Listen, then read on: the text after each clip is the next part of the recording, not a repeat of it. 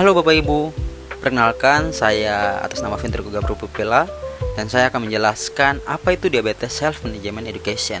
Diabetes Self Management Education adalah suatu proses pemberian pengetahuan dan keterampilan kepada penderita pradiabetes dan penderita diabetes. Sesi 1. Konsep diabetes mellitus.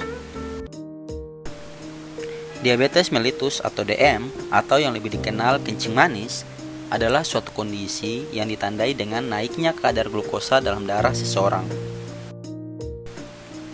Tipe-tipe diabetes mellitus.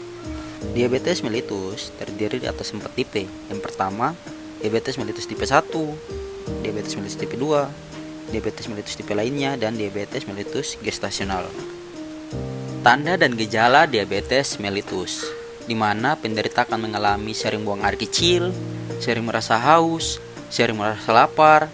Penderita juga akan mengalami penurunan berat badan yang tidak dapat dijelaskan penyebabnya. Penderita akan mengalami cepat lelah, kesemutan, mata kabur, disfungsi ereksi pada pria, dan pruritus vulva pada wanita atau gatal di daerah kemaluan.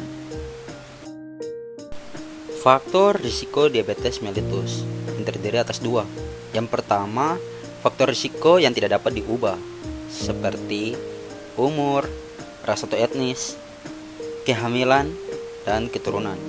Sedangkan yang kedua adalah faktor risiko yang dapat diubah, seperti obesitas dan gaya hidup yang salah.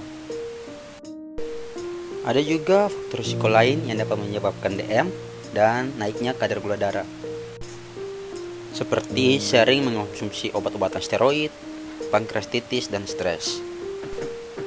Komplikasi diabetes mellitus. Yang pertama, komplikasi akut.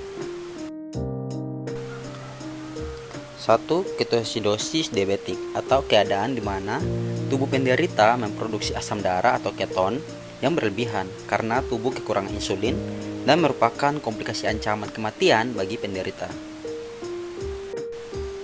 Yang kedua, koma non-ketotik hiperglikemia hiperosomar atau keadaan di mana penderita mengalami sering buang air kecil, rasa haus yang hebat, defisit kalium yang parah, dan pada sekitar 15-20% penderita terjadi koma dan kematian.